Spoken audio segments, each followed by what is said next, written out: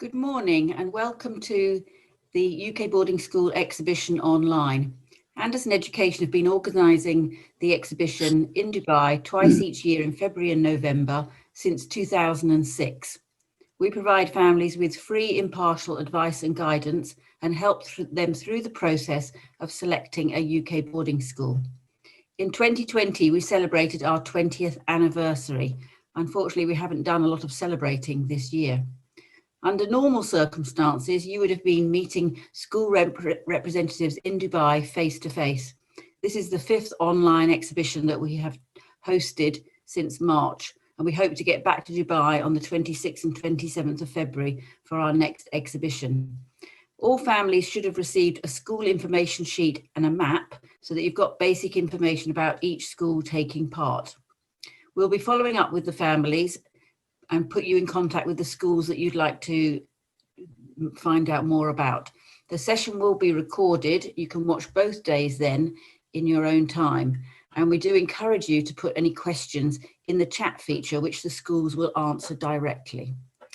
So I'd like to introduce our first school, which is Monkton Combe School. The head, Mr. Chris Wheeler, and Monkton Combe is in the southwest of the UK. Morning, Chris. Morning, Sarah. Good morning, everybody. Really lovely to see you all. I imagine it's somewhat different outside my window. It's dark and there's a sort of evocative mist running up the Monkton Valley. My internet provider tells me that in Dubai it's lunchtime and coming up to 32 degrees. So we're in different places, but I hope that you'll find this morning really useful with all the schools that are here. So I often tell the story of two men who sadly died on the same day, a taxi driver and a vicar from Surrey.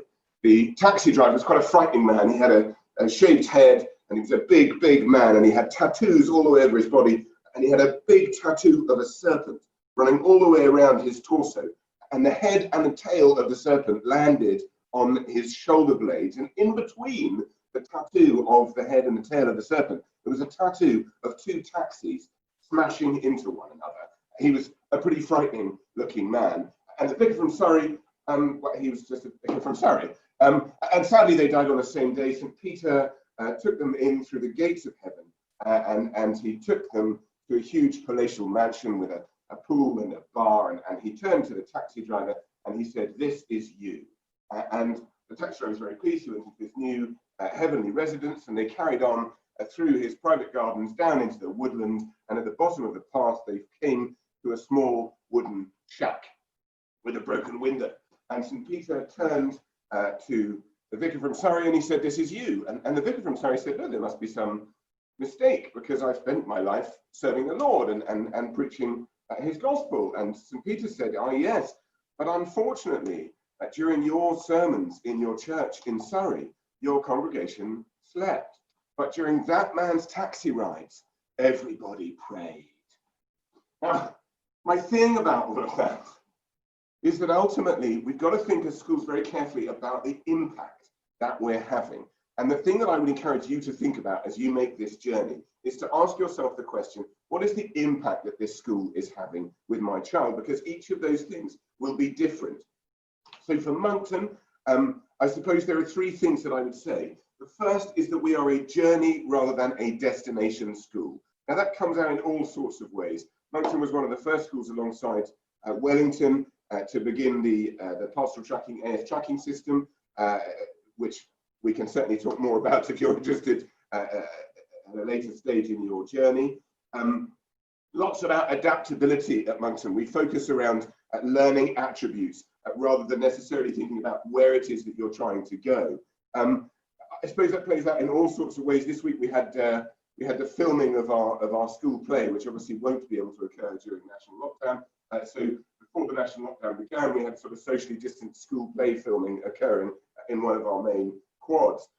We run, playing out of that, self-reporting system in which your children, our pupils, will write a lot of their own reports, a lot of their own reflections, because ultimately that's what we're most interested in. What is the pupil's journey?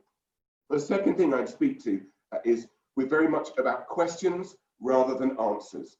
Questions in their learning, questions in their personal understanding, questions in their faith.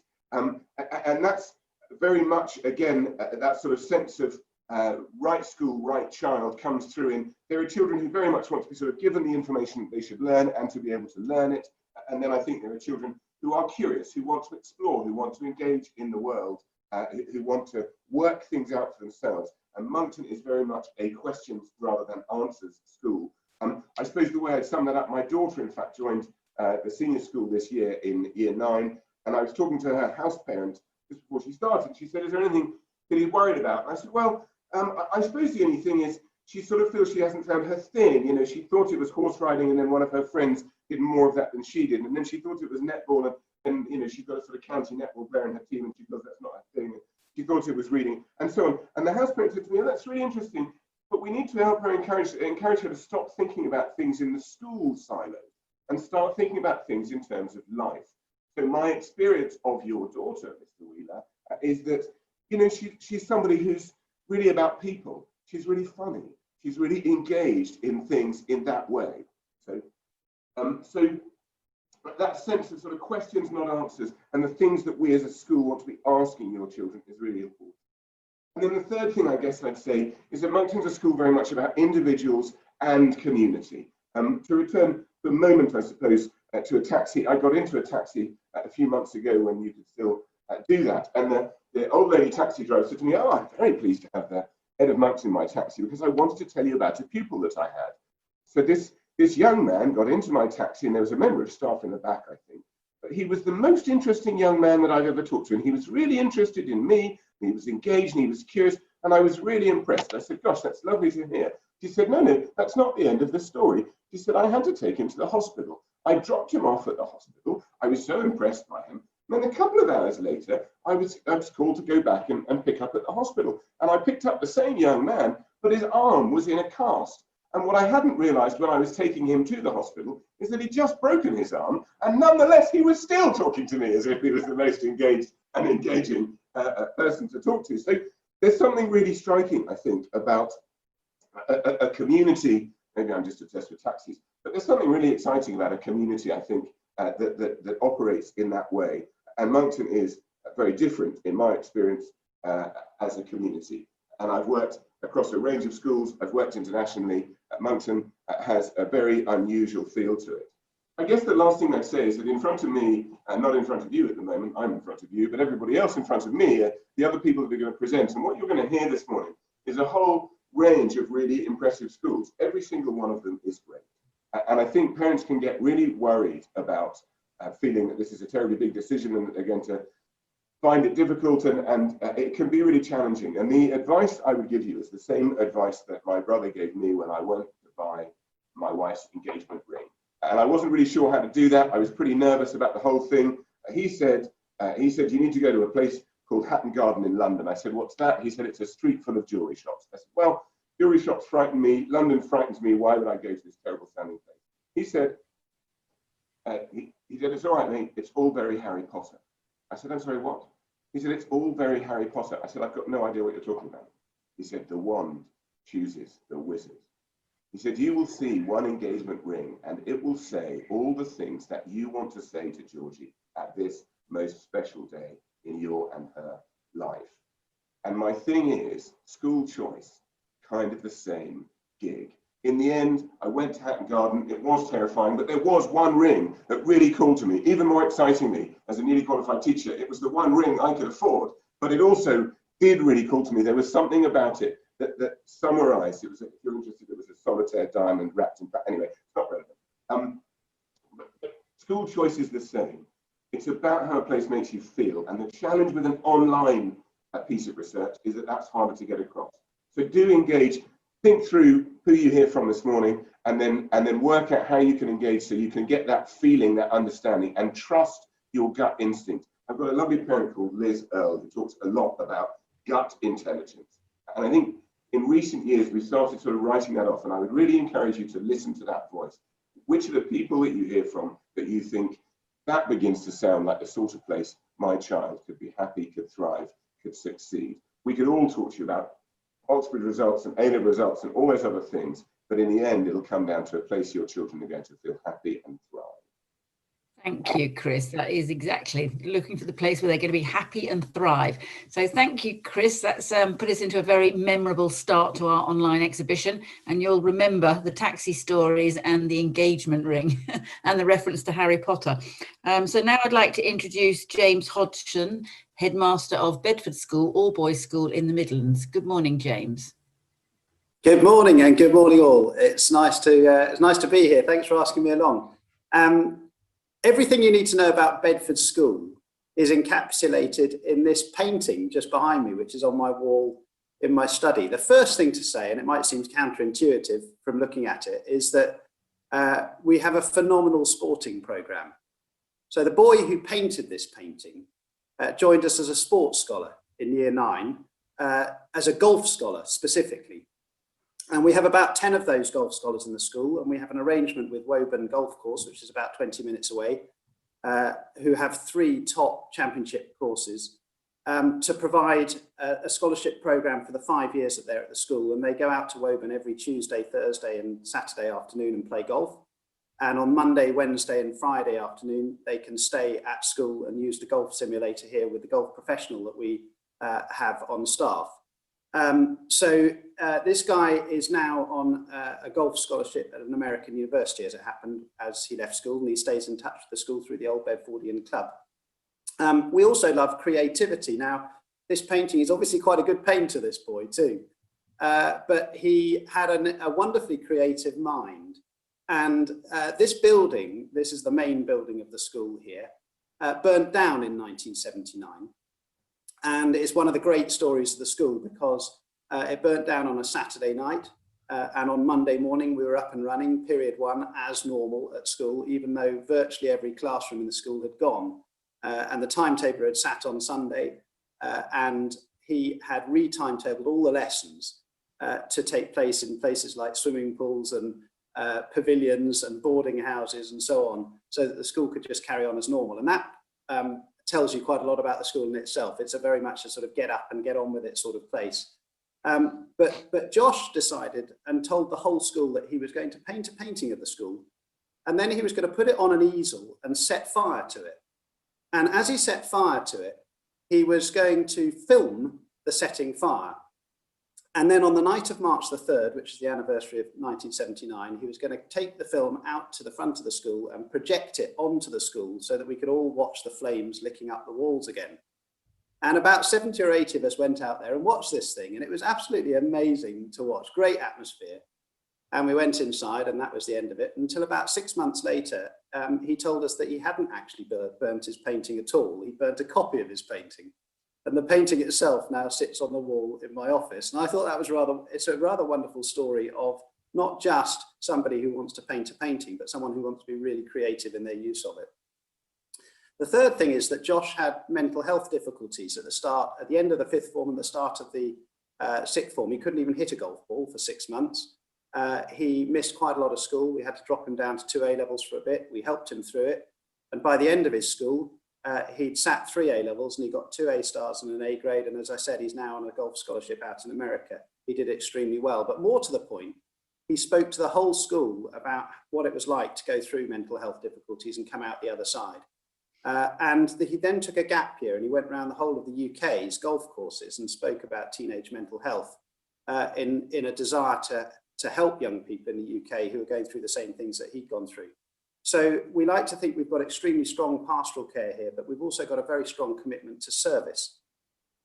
And lastly, as I said, he stays in touch with the school regularly through this Old Bedfordian Club I talk about. There's about 9,000 Old Bedfordians in touch with the school, and I would say about 2,000 or 3,000 who are extremely regular contributors to the school.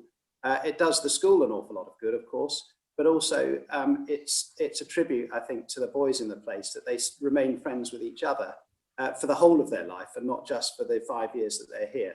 So there we are, in one boy and in one painting on the wall. I think that pretty much encapsulates what we're about. We have sporting excellence, a lot of creativity and ingenuity, high academic standards, strong pastoral care, and a commitment to serving others. And I hope that some of you might come and visit us one day and see for yourself. Thank you. Thank you, James. It's a wonderful example of the breadth that you can have a top golfing student, scholar, who's also very creative and artistic. And golf is a real passion of many of the families that live in the Middle East. So I'm sure they will understand that. Okay, now I'd like to introduce Andrew Wines, the Director of Admissions at Christ's Hospital School. Good morning, Andrew. Good morning. I hope all of you are safe and as well as you can be in these challenging times, and I'm enormously grateful to you for giving up your time today to listen in.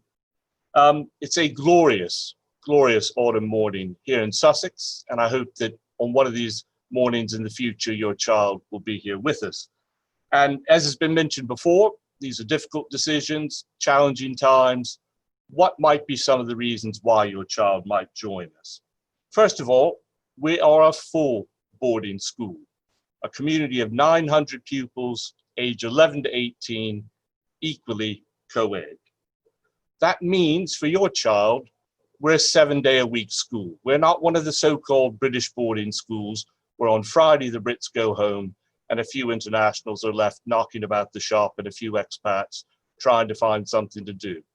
There's plenty to do on Saturday morning because you have lessons. There's plenty to do every afternoon, be that Saturday, all day Sunday, the evenings throughout the week, because we have that full community of 900 pupils here. Last night, it was a lecture from somebody from Extinction Rebellion. One morning, it's a sermon by the Archbishop of Canterbury. Another evening, it's a debate with the Chancellor of the Exchequer. So there's a full-on 7-day-a-week, morning till night bedtime program for your child. And we are a genuine academic community. By community, I mean every single member of the academic staff is required to live on site, which makes us a kind of second family. If your child needs some help from their teacher and they email them on Sunday afternoon, that teacher walks out of their front door and meets with your child that afternoon. So the amount of pastoral support, the amount of academic support we can provide 7 days a week and around the clock is rather unique. There's also diversity. 90% of our pupils come from the UK because we are one of the most generous charitable foundations in British education. And that means that your child is going to be learning alongside some of the most resilient and remarkable young people from every community and every region of the UK.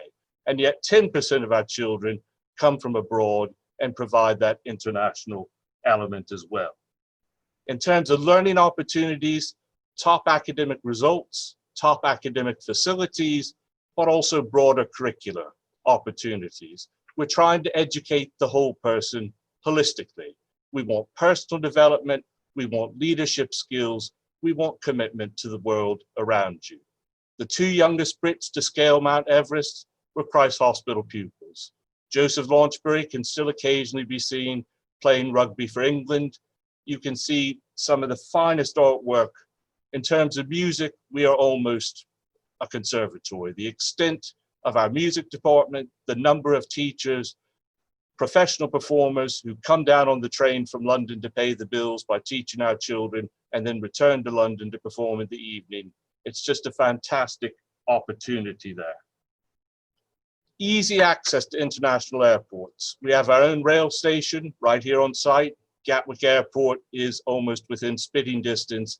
Heathrow is easily accessible. And these times, you don't want your child having to make a long journey through many regions and a long delayed departure from home and arrival at school. Fly to Gatwick, you'll be here in 20 minutes. We'll have picked you up with our registered taxi service. Our heritage. We started in the City of London. We've talked about resilience today. We survived the Great Fire of London. We moved to Sussex. We survived bombing during the Second World War.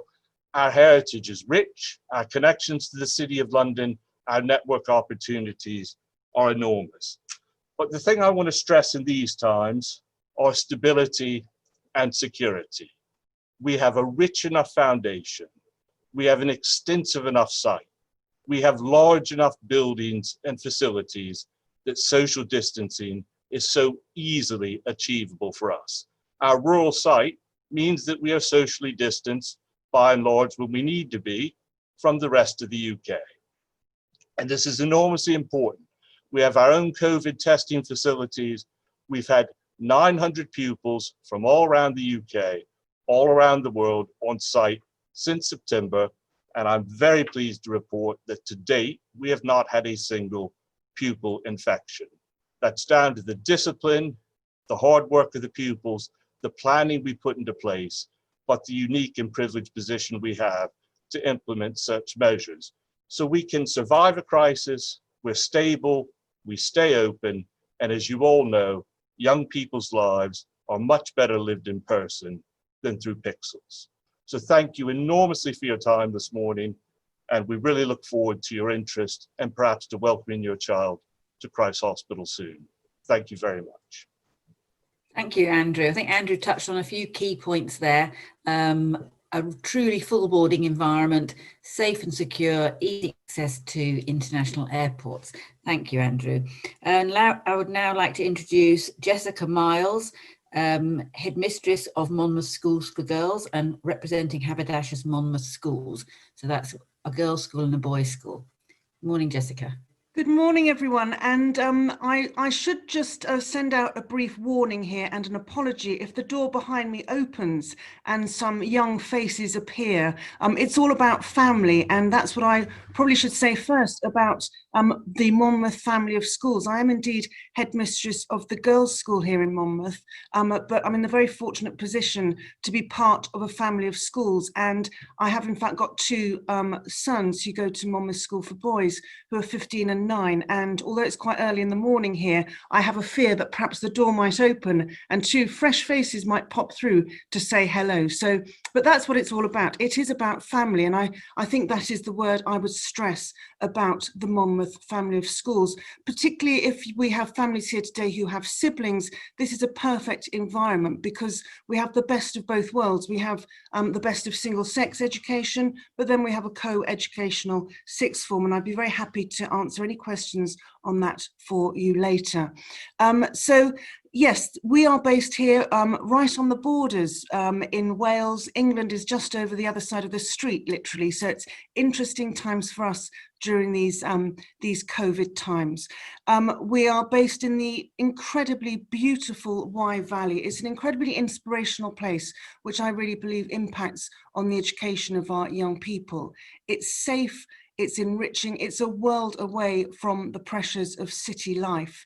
And I think that because of this, our students grow into very well-rounded, refreshingly grounded young men and women who excel in their chosen paths and aspire to make a really positive difference to society.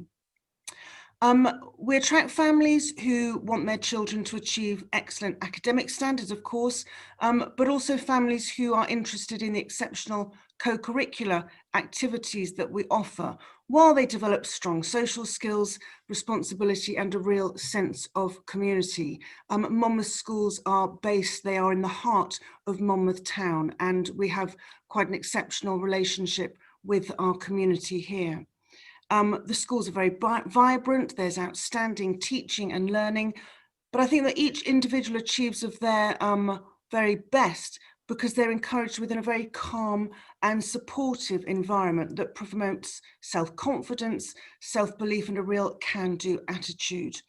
And I think that comes down to a very special relationship between the staff and the children. There is a real sense of mutual respect. All the staff, whatever the role in their school, whether they're teachers, cleaners, sports staff, they're all here to support and pick up the children if they make mistakes. And that's a very important part of growing up.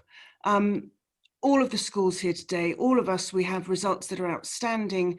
Most of our leavers will go on to Russell Group universities, and we all have a breadth of subjects to offer. But as I said, what makes our school quite unique is that ability to work together as a family, to have that single-sex environment between the ages of 11 and 16, and then come into a co-ed environment in the sixth form where we can share our teaching prowess and all of our facilities. Our boarding facilities are excellent, and in the sixth form, each girl or boy has a single ensuite study bedroom. The food is outstanding. We've just held a very popular half-term study camp because, of course, many of our boarders were unable to fly home. And I popped in on several days, and it was rather like being on a cruise ship. The food seemed to be constant. The children were certainly well fed and watered and were given an array of exciting activities to take part in.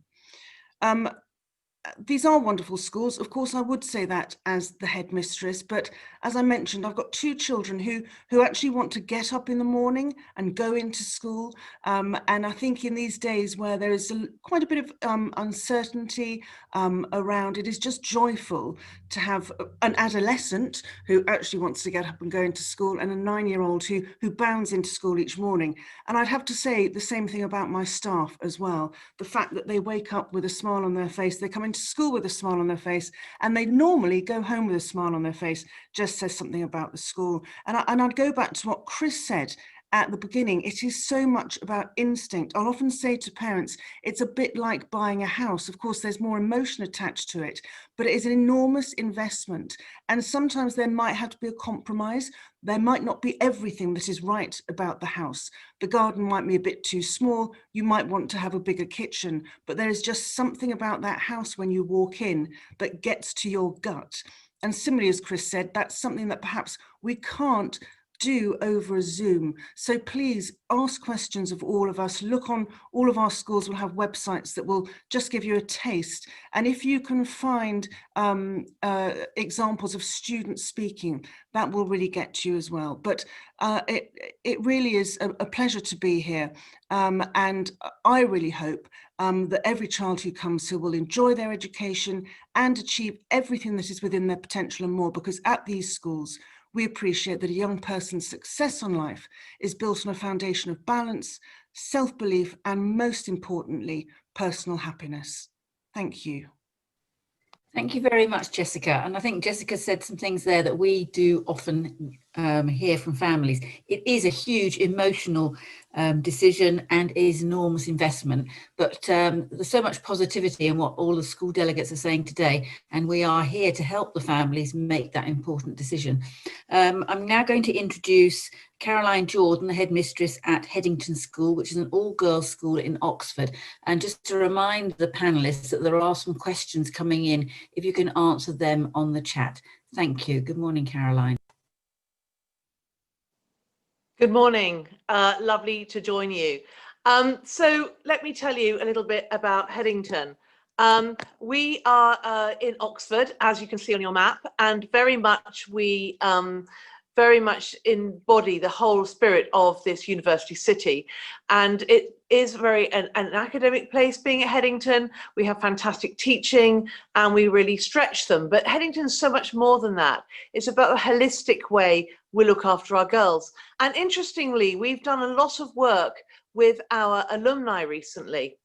And doing some work with our alumni, what we've discovered is the fact that as they're going off to their professions, they're often being tested, as well as looking at their results, maybe what A-level results they got, what university they went to, really what sort of skills that they need, and whether they are risk takers, they work collaboratively, they work with creativity. These are the sorts of things we know employers are looking at, and often they'll do a first sift.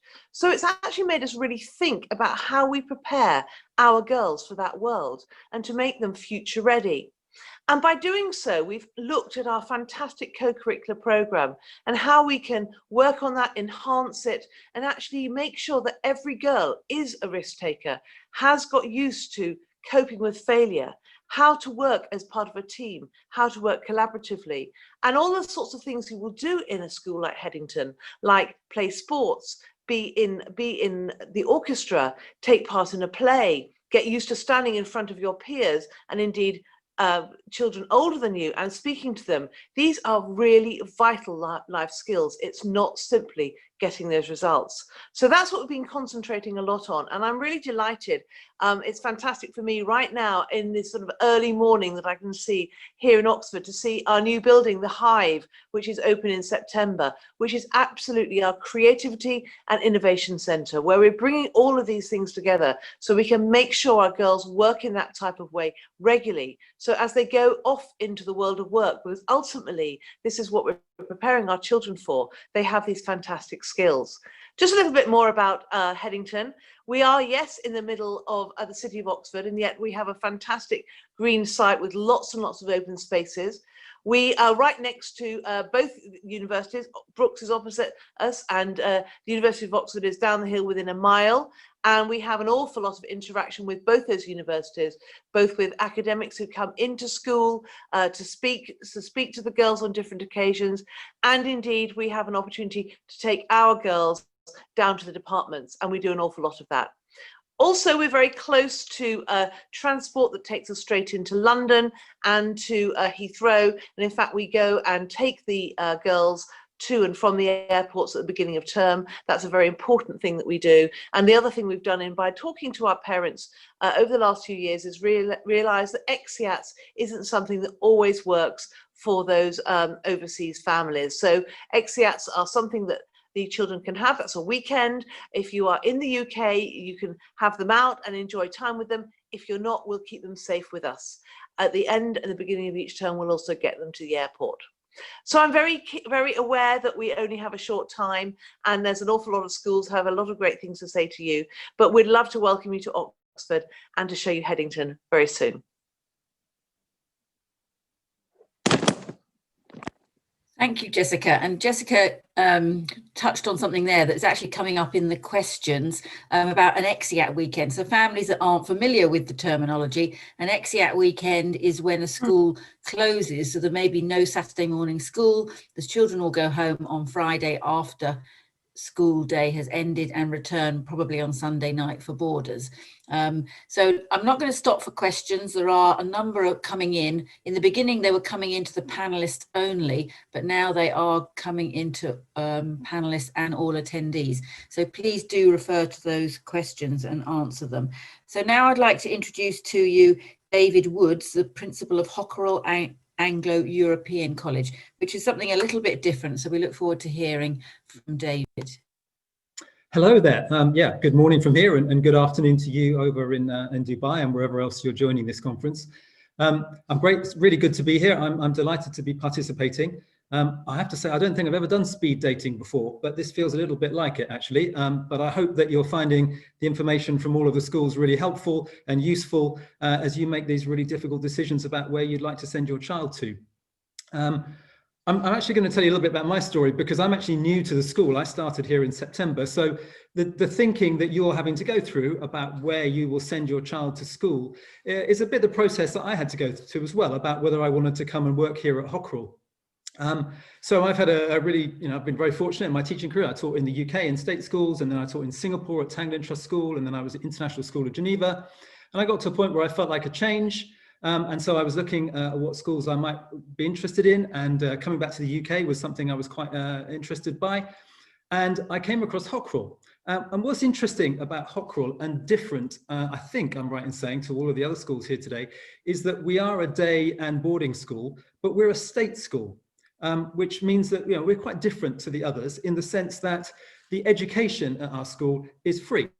If you're a UK passport holder, or if you've got the right to residency in the UK, then you are entitled to come to the school and the education's free. So the only part that parents have to pay for is the boarding, which means, obviously, inevitably, in terms of affordability, we're in a different bracket perhaps to some of the other schools.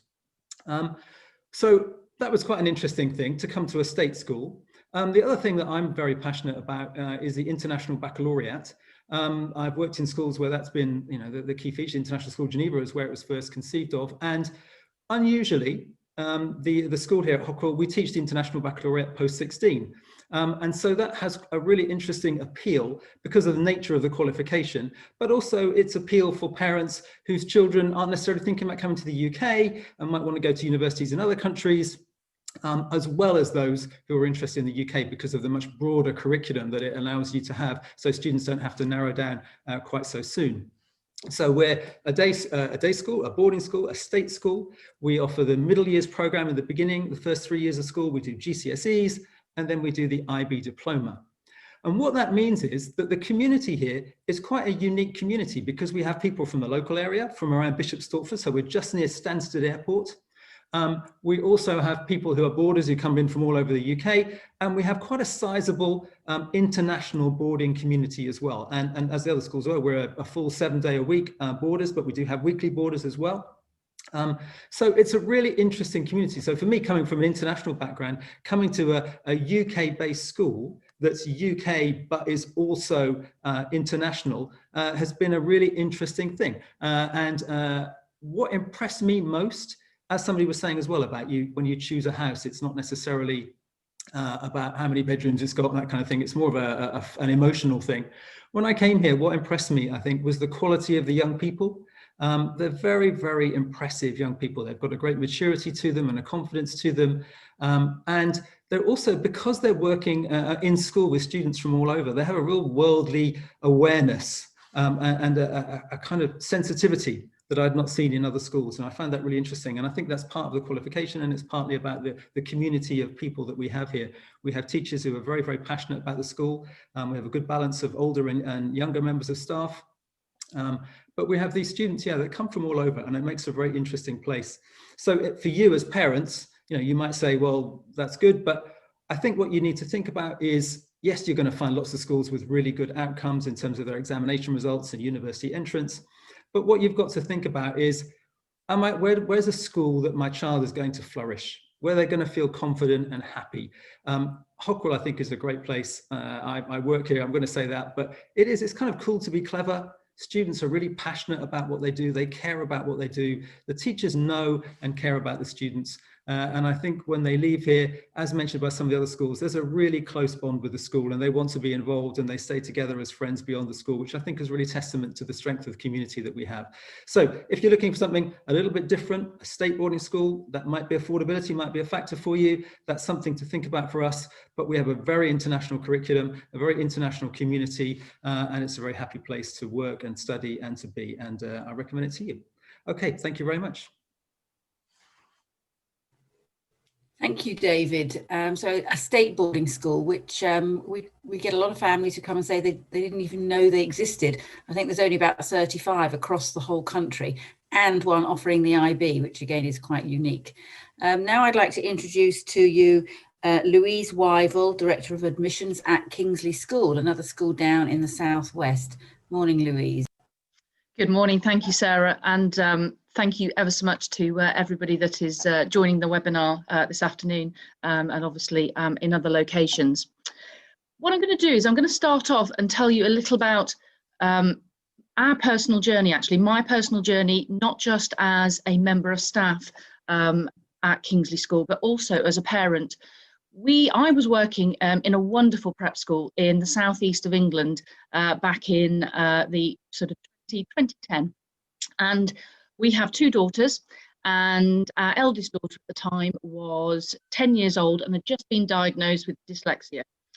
And I can remember both myself and my husband, we went in to see the head teacher, and she basically was talking to us about options and in terms of what schools we should look for our daughter who had just been diagnosed with dyslexia. And she basically turned around to us and said, Mr. and Mrs. Wyville, Lauren's such a lovely child. She's great at sport, great at all the creative subjects. But I'm going to be honest with you, she is going to really struggle in achieving any GCSEs. And I'll be perfectly honest, both myself and my husband were kind of like taken aback a little bit and went, gosh, she seemed to be, doing okay in her subjects, struggling a little bit, but we felt that she was generally, quite a happy young lady. So I went home and I literally started Googling schools for dyslexia, because the head teacher had said that there wasn't a school basically in the southeast of England that could support our daughter. So I then came across Kingsley School. Kingsley School is a crested school. So basically it supports students with dyslexia and other learning difficulties. So I was a teacher at the time, and also in recruitment. So I basically approached the school, came down for a visit, having never heard of Bideford. So Bideford is basically in North Devon, and the school is located 5 minutes from one of the surfing beaches. And so I was kind of like, wow, what a beautiful location. So we made the journey down here to Kingsley, and essentially I was really impressed in terms of the teaching, the support that they could essentially offer our daughter. And then I will literally fast forward to 2020. Our daughter graduated, left Kingsley in the summer. Obviously, unfortunately, the debacle this year of the A-levels. But she achieved 2 A-levels, 3 A-levels, 2 A's and a B, and has now gone on to midwifery degree at Plymouth University. So essentially what I'm trying to say to parents out there is, what does Kingsley offer? Kingsley is a fantastic small school for children, specifically, with learning difficulties. We are essentially, our teaching is very kinesthetic. So not only do our dyslexic students learn through everything through doing, which I think is really important. So many children actually learn far more when they're actually in practical subjects rather than not. We have the Earth Centre. So the Earth Centre is a new project that we started, where essentially everything that we do, every part of the curriculum is now related to sustainability and climate change.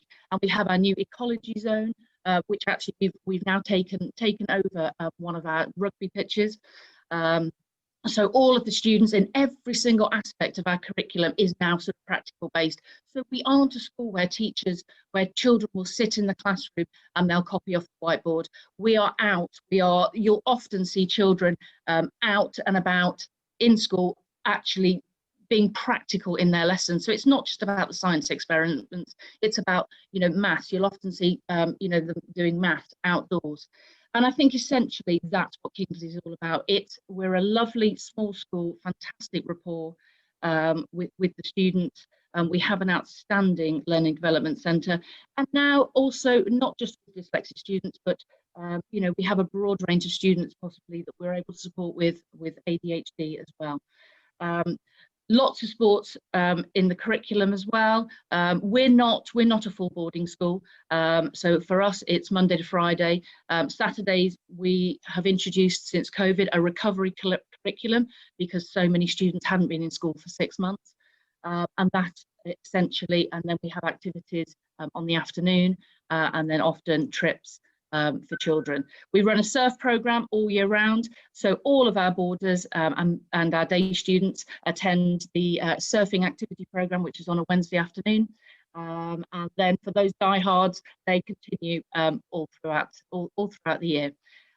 So obviously for all parents, you have a very difficult choice, but what I will say is when a child is happy, a child will learn and a child will thrive, and I would be delighted if there are any parents that would love to come and visit us here at Kingsley, because it's certainly a wonderful school. So thank you very much for listening.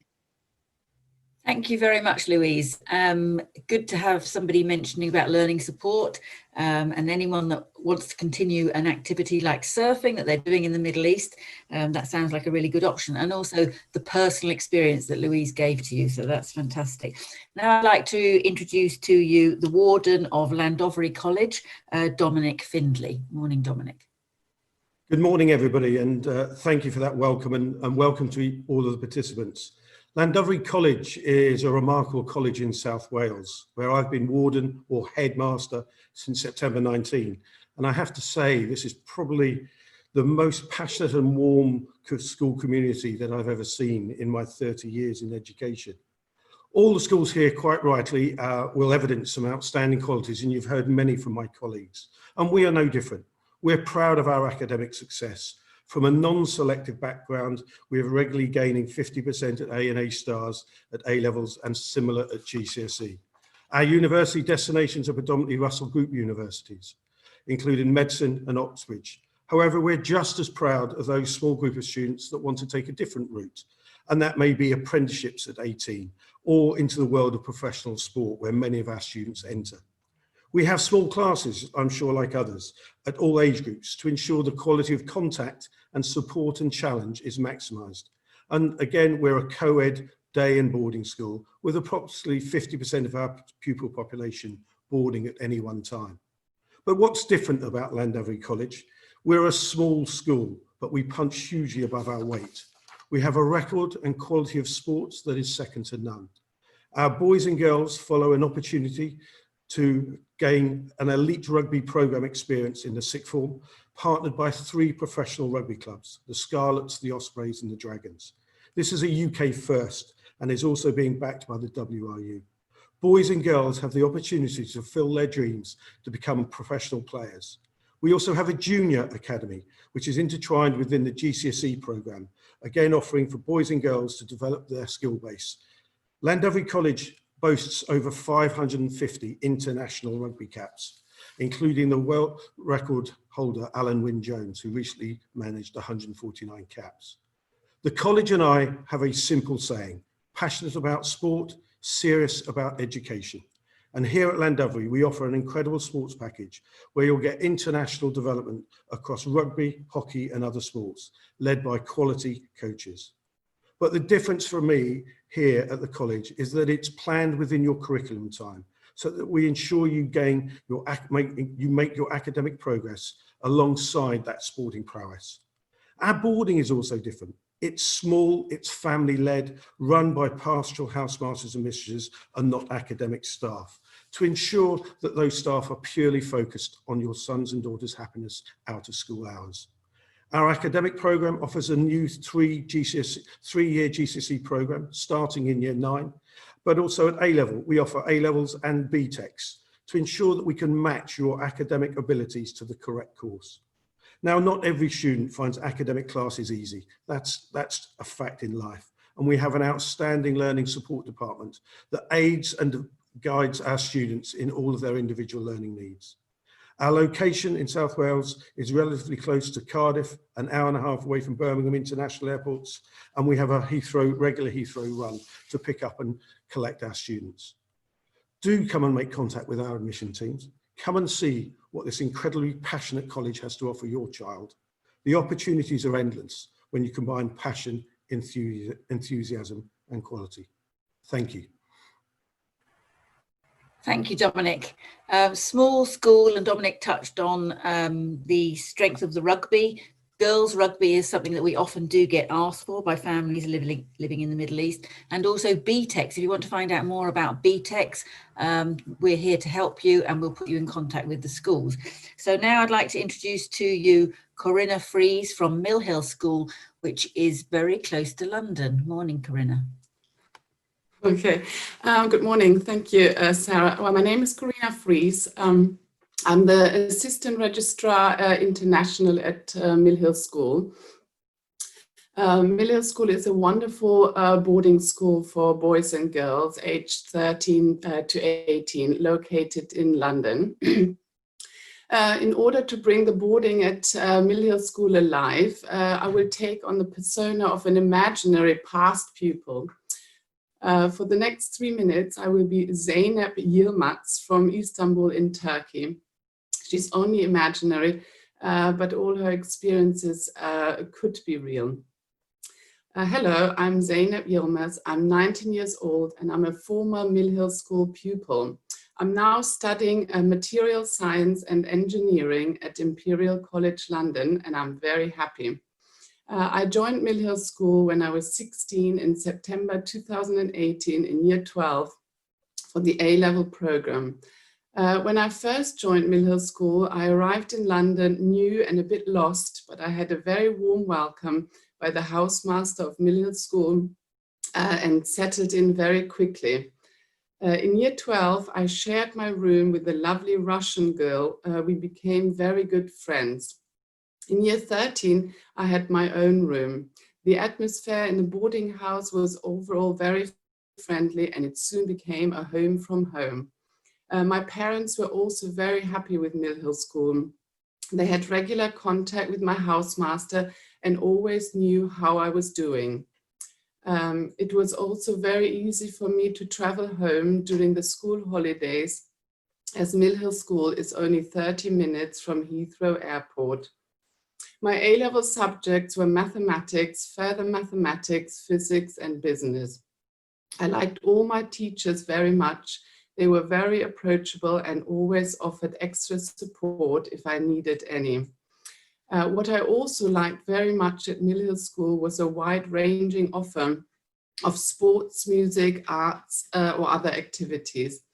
Every week I played golf and tennis. In the evening, I often went to the gym or the swimming pool.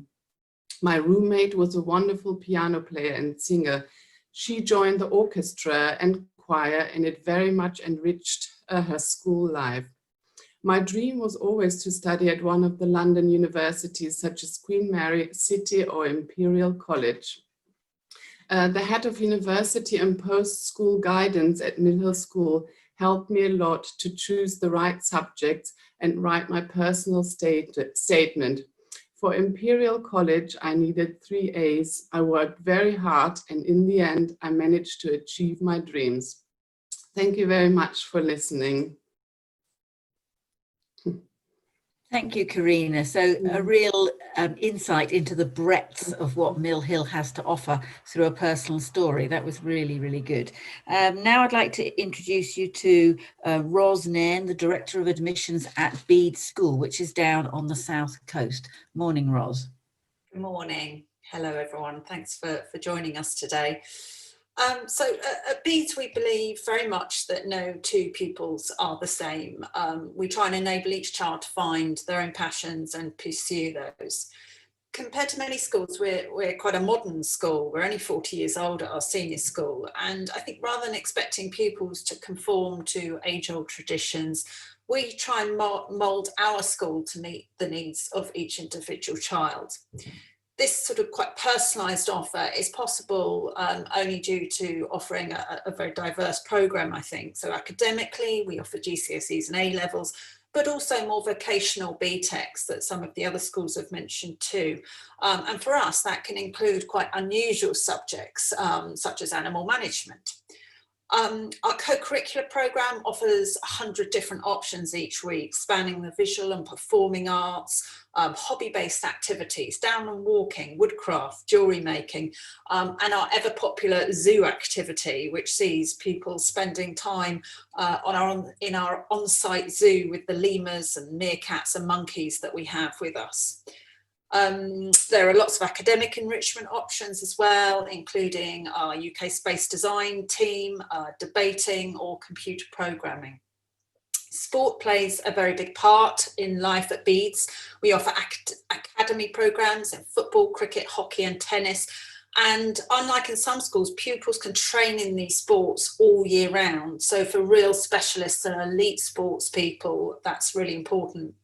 We're currently national champions in football and the Huddle League, which brings together the top 9 footballing schools in the country. And 2 years ago, our girls were national champions in football too. Our cricket programme is led by 2 ex-internationals.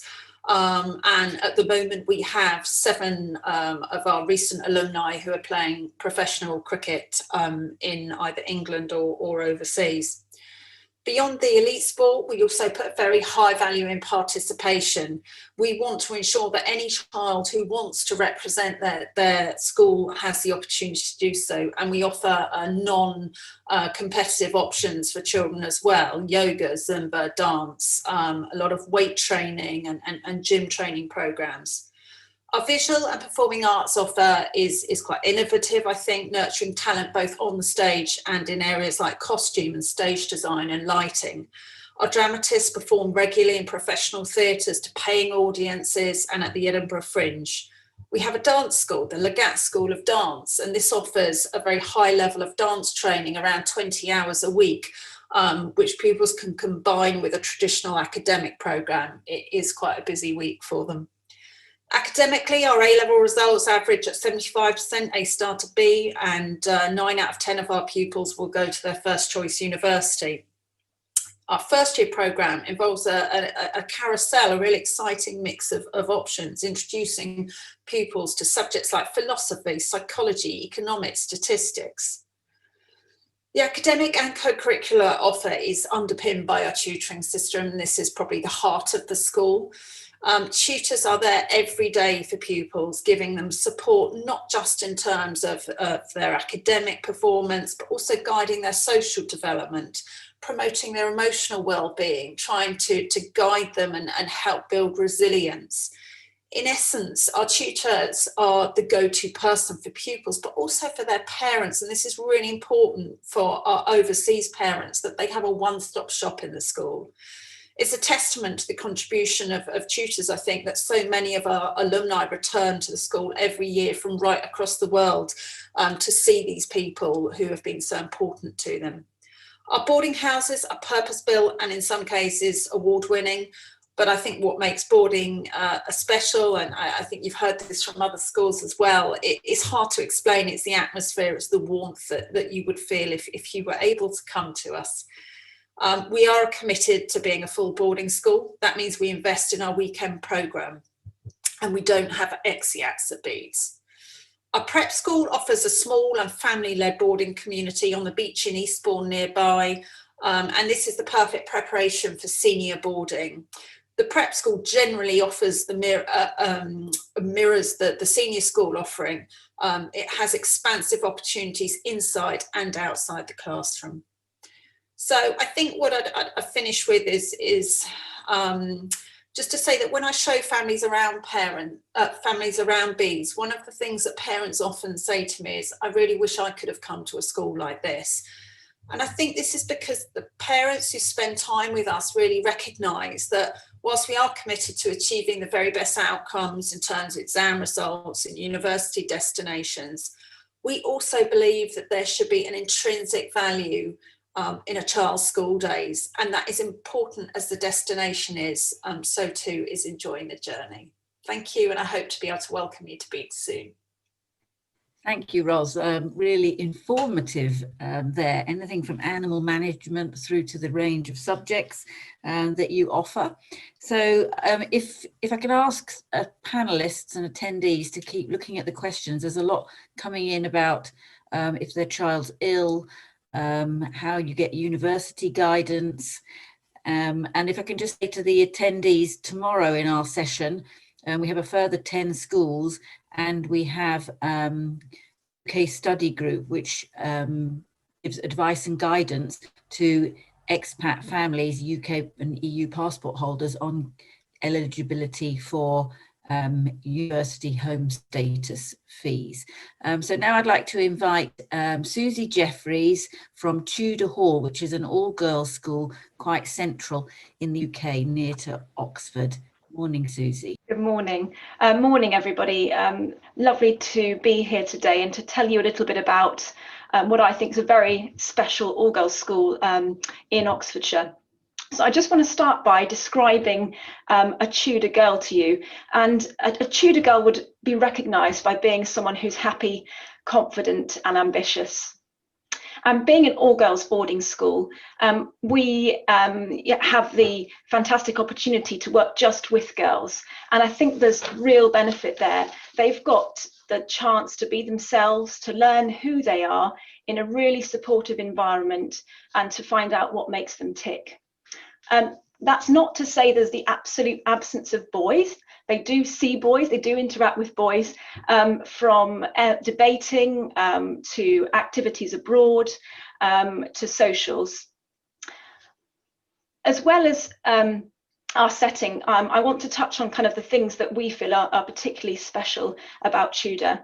And our aim higher ethos really permeates everything we do, from our exceptional pastoral care to 60 activities on offer per week for every year group, and of course, excellent examination results. And to give you a bit of a flavour of what it's like for Tudor, I want to talk you through a typical day for a pupil who's 13 and a boarder who lives in Spain. And I'm going to be referring to her as Anna. So Anna shares a spacious room, lovely homely room, full of things personal to her in the main part of the school with 4 others from her year. After breakfast, she visits her tutor, as do the other 6 members of her tutor group. And that tutor provides a really important pastoral and academic support to enable her to be successful in her learning and make the most out of her day. Collaborative and independent work are integral parts of every lesson, and she's encouraged to take risks with her learning and embrace challenges and not shy away from them. Her lessons are punctuated by activities like choir, chess, debating and netball. Anna loves these, and as well as providing a break from her studies, she makes great friends along the way and learns to be a team player, develops skills of perseverance and resilience. Her independent work, or prep, is completed before supper, and she then heads back to the boarding house with the rest of her year for a chance to unwind, chat with her tutor, who's also there in the evening, her house staff, maybe have an activity, hot chocolate even, call home and off to bed. So Anna's day is busy, but as we know, busy girls, supported girls are very happy girls.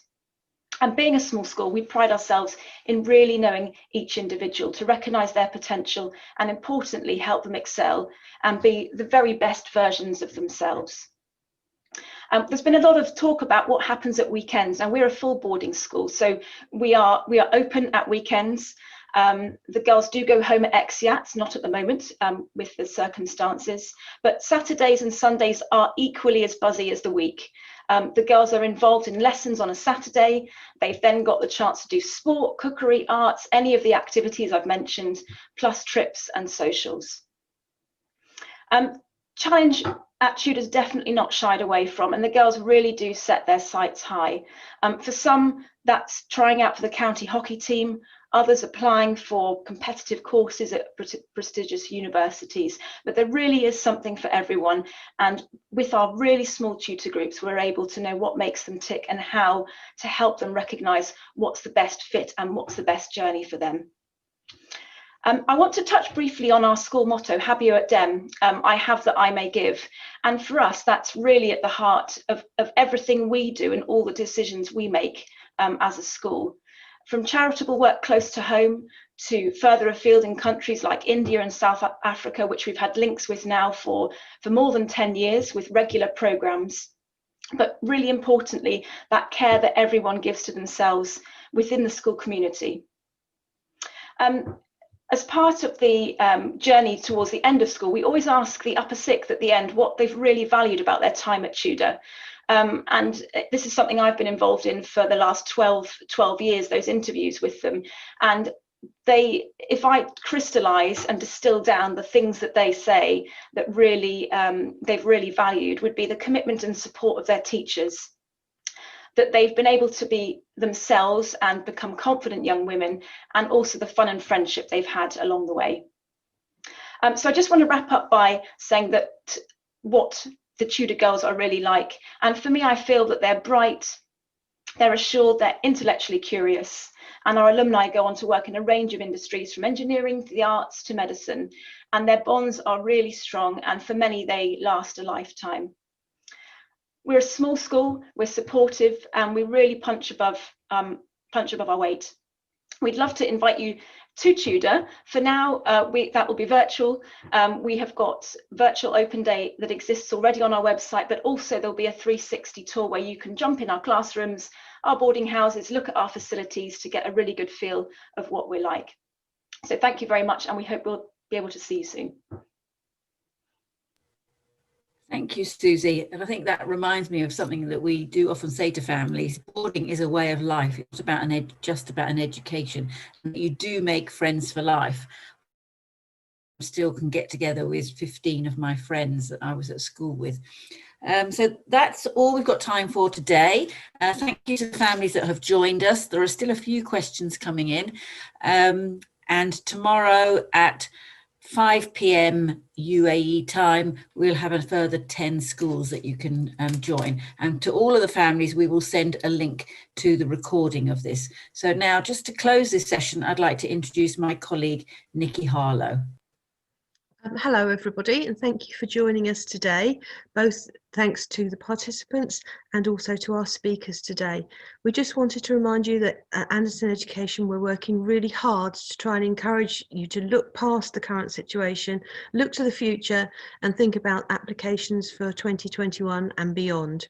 We know those schools that have put in absolutely fabulous online provisions. We just anxious that you should remember that nothing is a substitute for actually being at school. All our exhibitions at the moment have been online, and we're really hoping in the new year that we will actually get to come and meet you and have face-to-face meetings. In the meantime, have a look at our website. Our directory is there and you can download that. It has pages about all the different schools. We can still arrange online meetings with schools for you, and some schools are even offering some visits in a very limited way, as well as their online provision. So thank you very much for joining us this morning, and please do join us tomorrow. Thank you.